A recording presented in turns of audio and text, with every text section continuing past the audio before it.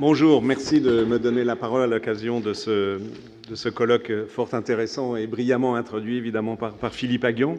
Donc si j'essaye de répondre à la question quelles sont les innovations à venir dans le domaine de la santé, en gros j'ai deux façons de vous répondre. Une façon très simple est de dire que ce qui est connu, ce dont je vais dire un mot, va certainement continuer à se développer. Si on pense évidemment au traitement des données, à l'irruption du numérique en santé, c'est une évidence, mais si on veut être un tout petit peu sérieux, et c'est-à-dire essayer d'envisager, de faire des prévisions sur ce qui sera réellement innovant, on est dans la situation de ce qu'a évoqué, je crois, Pierre Dac dans le passé, qui est qu'il est beaucoup plus facile de faire de la prévision sur ce qui s'est passé antérieurement que ce qui va se passer. Il est évident que les nouvelles grandes ruptures scientifiques et donc technologiques qui surviendront dans 2 ans, dans 5 ans, dans 10 ans, personne n'en a la moindre idée. Et donc il faut être un tout petit peu modeste si on essaie de faire ce type d'analyse. Je voudrais évoquer brièvement 4 points et ensuite 2-3 remarques finales.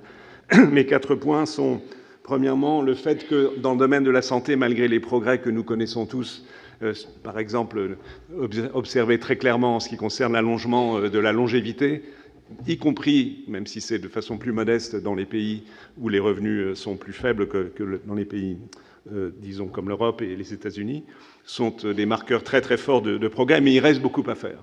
Il reste énormément à faire, malgré donc des progrès remarquables. Chacun le sait, et ça a déjà été évoqué, l'accroissement du nombre de personnes qui vivent avec une maladie chronique est inhérente au vieillissement de la population. La problématique des grandes pathologies est devant nous, malgré les progrès, que ce soit évidemment le cancer, les maladies cardiovasculaires, aussi les maladies auto-immunes. C'est un peu mon domaine, donc je le défends entre guillemets, mais qui touche un très grand nombre de personnes et pour lesquelles beaucoup reste à faire. L'ensemble des maladies dégénératives, évidemment, on pense au système nerveux, au système sensoriel en particulier, encore au diabète, etc. Le champ est immense. Les maladies environnementales, et Philippe Aghion vient d'en parler à propos de la souffrance au travail et de leurs conséquences, mais si on pense au développement important des maladies allergiques, l'obésité, donc les pathologies nutritionnelles, l'addiction, les conséquences de certaines pollutions, la résistance aux antibiotiques, sont autant d'immenses sujets qui sont devant nous et qui sont des problématiques de santé.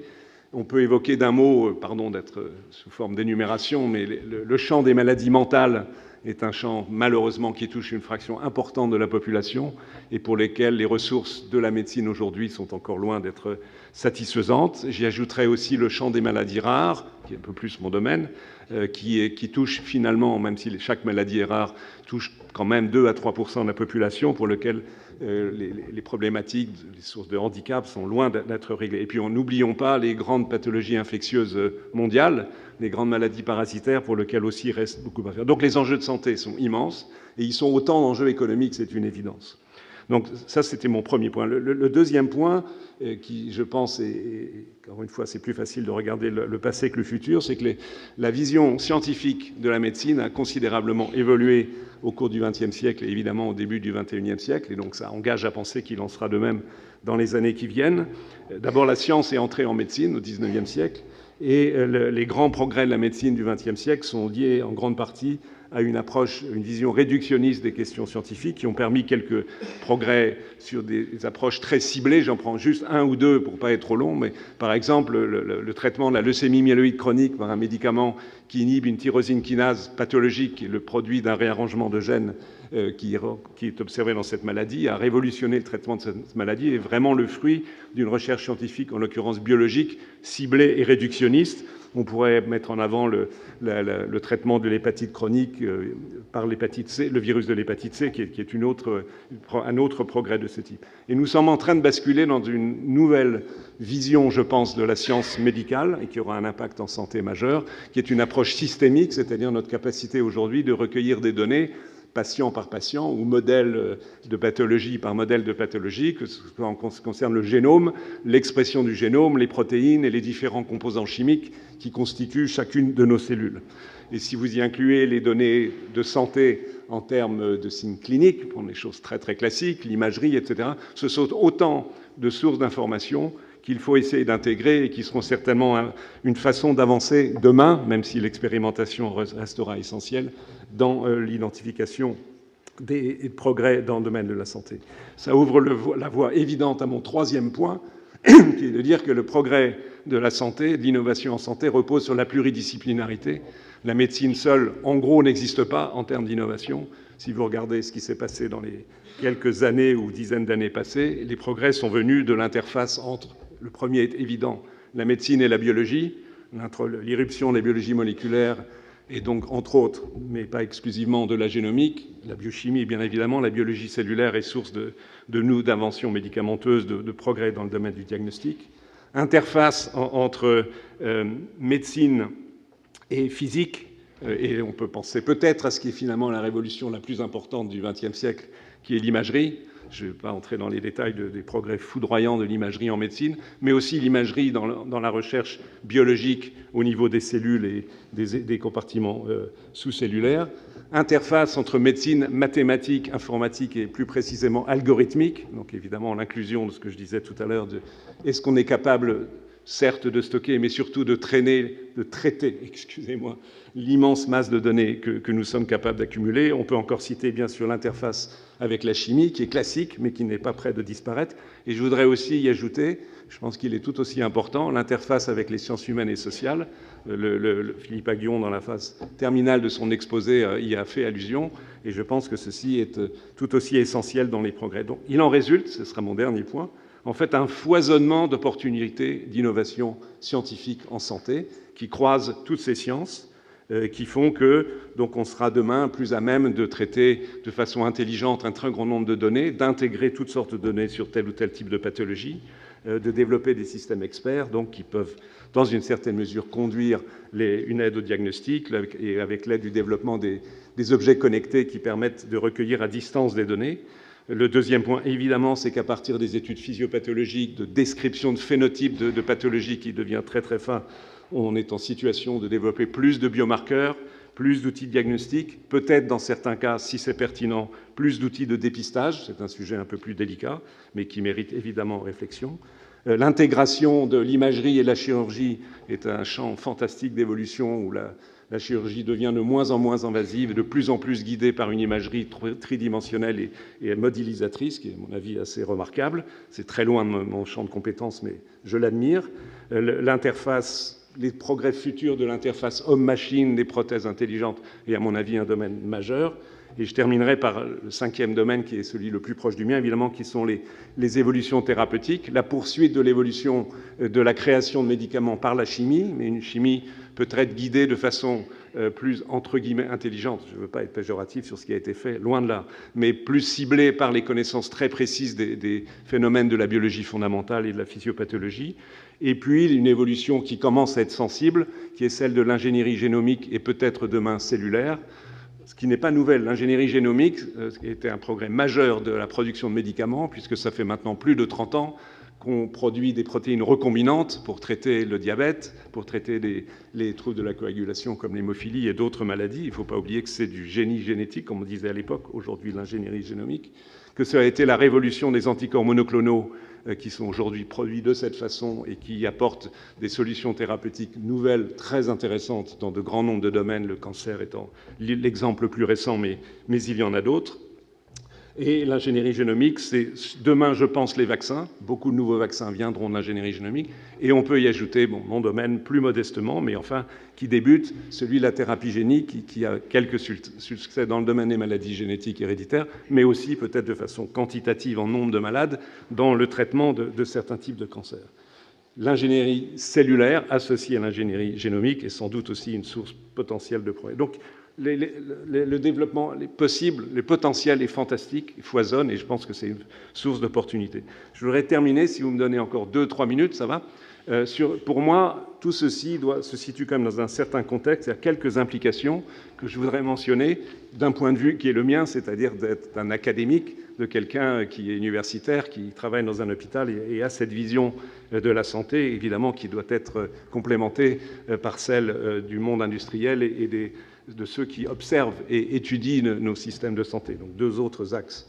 Donc je pense que, en termes de politique au sens le plus noble possible, il est nécessaire de mettre en place les conditions les plus favorables possibles à l'épanouissement de ces découvertes et de la traduction en innovation, ce qui, à mon sens, d'un point de vue académique, implique, Je répète ce qu'a dit Alain Prochian dans son introduction, de développer le plus possible la recherche fondamentale, parce que c'est de la recherche fondamentale que viennent les vraies ruptures, les grandes avancées, et que si la France peut y contribuer, à chaque fois que cela se fera, ça sera bon pour les courbes, les corrélations que nous a montré Philippe Aghion lorsqu'il y placera la France. C'est une évidence, je le répète, les conditions au-delà du financement de la recherche fondamentale et ne pas trop penser pour les politiques en volonté de piloter la recherche, qui est probablement relativement illusoire, mais aussi mettre en place les conditions de la formation et de l'attractivité des métiers autour de cette recherche.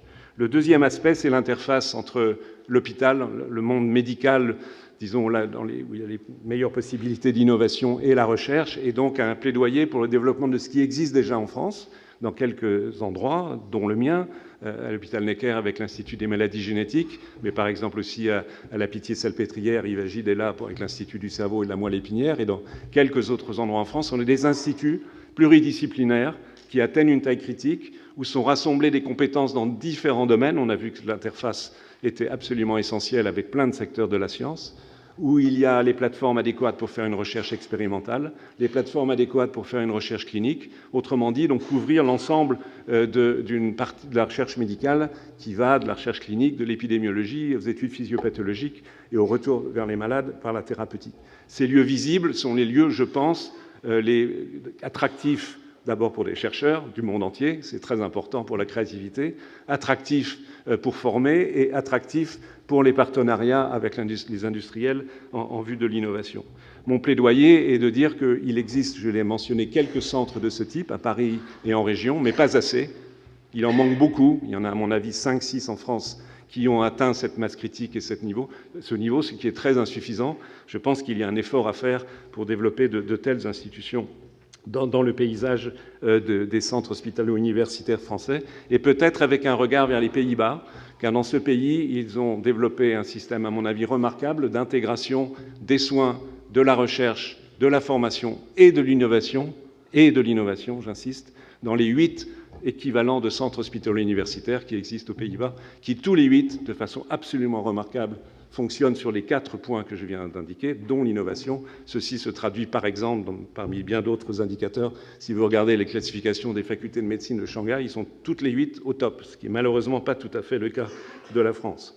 Donc c'est mon premier point de condition pour favoriser l'innovation à partir du domaine de la santé, vu du côté académique. Naturellement, je ne prétends pas insister sur tous les aspects essentiels.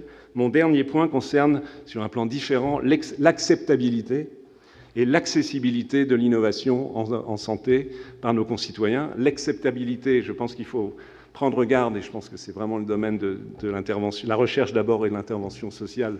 Ensuite, prendre garde sur l'acceptabilité des progrès et le fait que ceci soit pris en compte par la population. J'ai en tête un sujet qui m'est cher parce que j'ai travaillé dessus cette année, qui est la vaccination, qui est un domaine où le niveau d'acceptabilité aujourd'hui par la population française est largement insuffisant. Et ce qui est vrai pour la vaccination peut l'être demain dans un autre domaine. Donc, point de vigilance. Et mon tout dernier point, c'est l'accessibilité. Je pense qu'on ne peut pas concevoir une société moderne sans le fait que tous les progrès que l'on connaît déjà, et j'ai oublié de mettre ma diapo. Est-ce qu'on peut mettre ma diapo, s'il vous plaît? Pardon, je fais un retour en arrière. Je n'ai qu'une seule diapositive. J'aurais dû la montrer au moment où je vous ai parlé des instituts. Une façon imagée de vous indiquer ce qu'il faut développer en France. Ce sont des lieux où il y a des human doctors et des mouse doctors qui parlent ensemble tous les jours. Mais c'est vraiment les choses qui doivent se passer. C'est un dessin qui m'a été filé par un ami japonais. C'est un dessin qui vient du professeur Kawamoto de l'université de Kyoto, mais qui parle par elle-même. C'est-à-dire que nous souhaitons, je pense qu'il faut qu'il y ait plus en France de lieux où se passe dans la réalité ce qui se passe ici, c'est-à-dire que les chercheurs qui travaillent avec leurs petites souris ou d'autres modèles, peu importe, et de médecins soient effectivement dans une salle avec des documents, travaillent, et tous les jours, pas une fois tous les 3 mois. Et il y a des lieux de ce type, j'ai évoqué, il n'y en a pas assez. Ça, c'est pour ma diapo que j'avais oublié de présenter, je l'aurais regretté. Donc pour conclure, je reviens à l'accessibilité. L'éthique aussi nous indique qu'il n'est pas possible que les grands progrès de la santé, on l'a vu dans le domaine du cancer, de l'hépatite C, un tout petit peu dans la thérapie génique dans la période récente, ne soient pas accessibles à tous. Et là, il y a, je ne peux pas le cacher, une préoccupation qui est celle du coût de l'innovation, qui doit être juste, qui doit évidemment être favorable à ceux qui ont innové, mais qui doit être aussi tolérable financièrement par la société, de telle manière que tous puissent en profiter. Je pense que c'est un sujet qui est devant nous. Les quelques exemples récents du coût de certains médicaments fantastiques qui apportent un très grand progrès posent néanmoins problème pour faire en sorte que, je finirai là-dessus, l'ensemble de nos concitoyens en France et puis d'une manière générale dans le monde puissent en bénéficier. Je pense que toutes ces questions sont devant nous et j'attends évidemment des membres du panel d'y répondre dans les minutes qui suivent. Je vous remercie. Merci à vous.